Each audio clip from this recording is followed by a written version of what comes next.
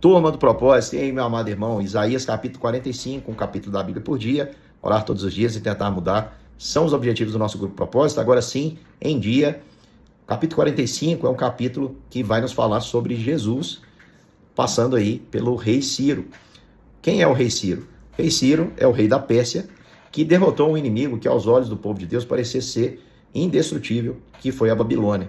A Babilônia, ela era tão chamativa, ela era tão cativante, que muitas pessoas eram levadas cativas e acabavam assimilando a cultura e se tornavam ali parte daquele reino. Mas isso não ocorreu com o povo de Deus, não com todos, porque alguns permaneceram fiéis e com saudade de Jerusalém, com saudade do culto ao Senhor. E o Senhor vai levantar algo inesperado para destruir a Babilônia. Então, o rei Ciro é aquele que coloca fim ao período de cativeiro do povo de Deus, assim como Jesus. Então, há algumas semelhanças que nós percebemos em Ciro e em Jesus, porque ele tem uma origem inesperada. A Pérsia não era um reino como a Babilônia grande, assim como Jesus também, um carpinteiro de Nazaré, quem poderia esperar? Ele tinha uma missão que era libertar o povo do cativeiro, assim como Jesus, libertar o homem do cativeiro do pecado.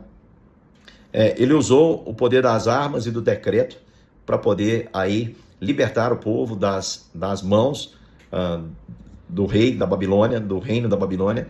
O Senhor também, ele usou os decretos, as promessas de Deus e a arma mais poderosa de todas, que foi o seu amor demonstrado na cruz, ao ponto de morrer por nós e nos libertar, rasgar a dívida que era contra nós.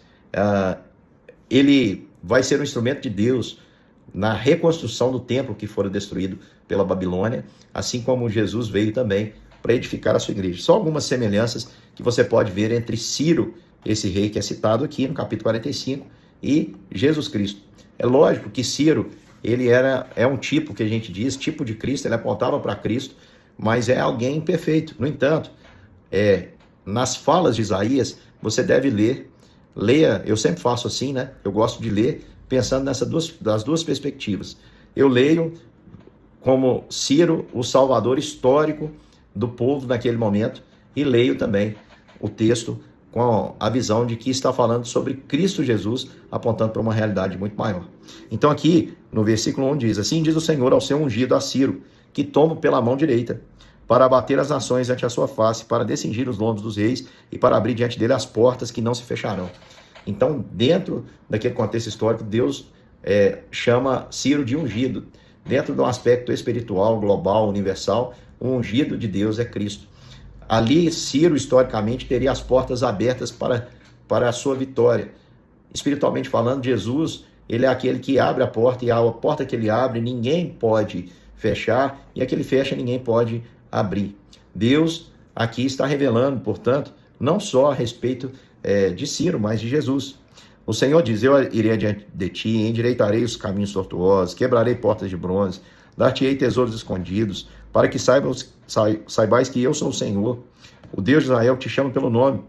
Por amor do meu servo Jacó de Israel, eu te chamei pelo nome, pus o sobrenome, ainda que não me conheces.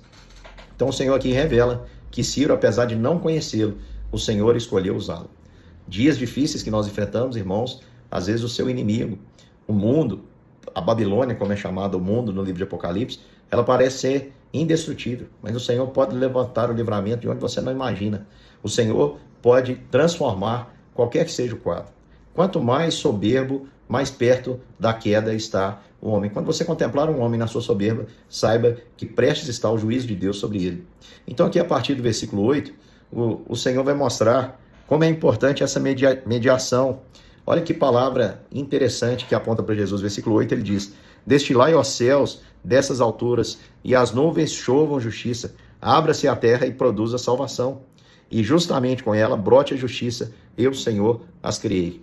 Vamos lembrar que Jesus é narrado também em Isaías como uma raiz que vai brotando de uma terra seca, que não havia nenhuma formosura, nenhuma beleza.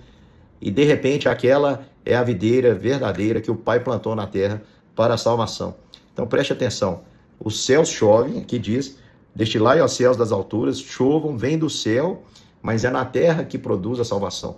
Esse Deus, revelando aqui que Deus, o Deus Jesus Cristo, o Rei dos Reis, o ungido, o escolhido de Deus, antes da fundação do mundo para a nossa salvação, viria e brotaria na terra, seria como um de nós para nos salvar.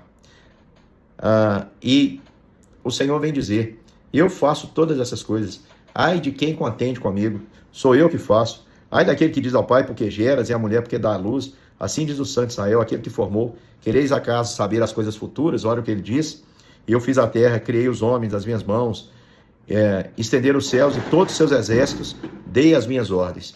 É Deus, meu irmão, que faz todas as coisas acontecerem. No versículo 15, ele vai dizer assim,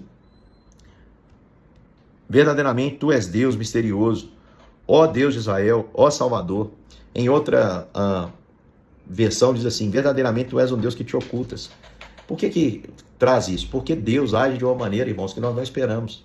A Bíblia tem um versículo que muita gente atribui ao céu, mas está errado atribuir ao céu. Está falando ali aquele versículo, aquele trecho, sobre Jesus. Diz que nem olhos viram, nem ouvidos ouviram, nem jamais penetrou no coração humano o que Deus tem preparado para aqueles que o amam. O texto nos diz, mas o Senhor nos fez saber pelo seu Espírito. Ou seja, ninguém poderia imaginar que esse Deus teria um amor tão grande pelo seu povo, ao ponto de entregar o seu próprio Filho para morrer. Nós sabemos que o amor de Deus é grande, o povo esperava um rei poderoso, um rei que viesse trazer a vitória, mas o Senhor, ele fez muito mais que isso. Ele mandou o seu próprio Filho para reinar, o seu próprio Filho para viver, para se encarnar, para viver no nosso lugar e para dar a sua vida na cruz por nós.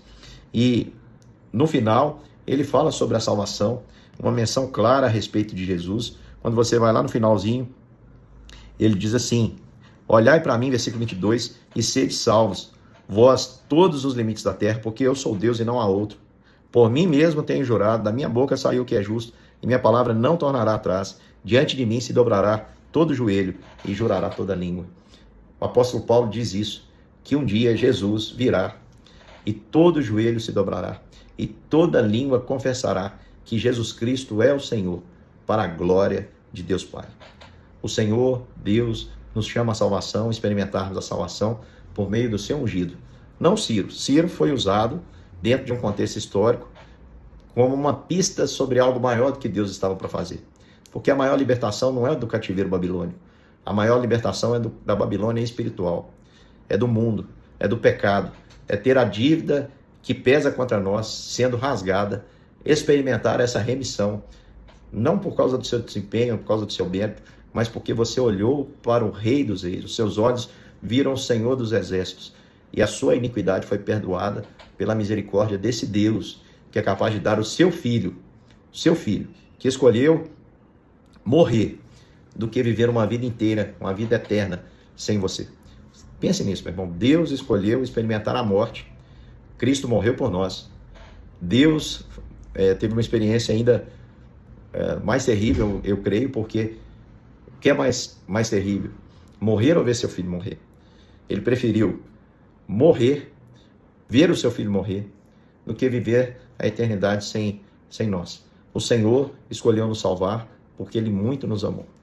Aceite essa verdade, abra o seu coração para Cristo, viva adorando esse ungido do Senhor e a serviço desse ungido do Senhor, esse rei que não poupou esforços para derrotar os nossos inimigos, os inimigos da nossa alma, não poupou esforços para nos colocar em liberdade. Dê a Ele glória, dê a Ele louvor, renda-se diante dEle e sirva-o de todo o seu coração, porque Ele é digno de toda honra, de toda glória e de todo louvor.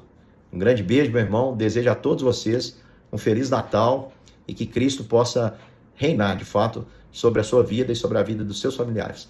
Um grande beijo e até amanhã para mais um capítulo das Escrituras.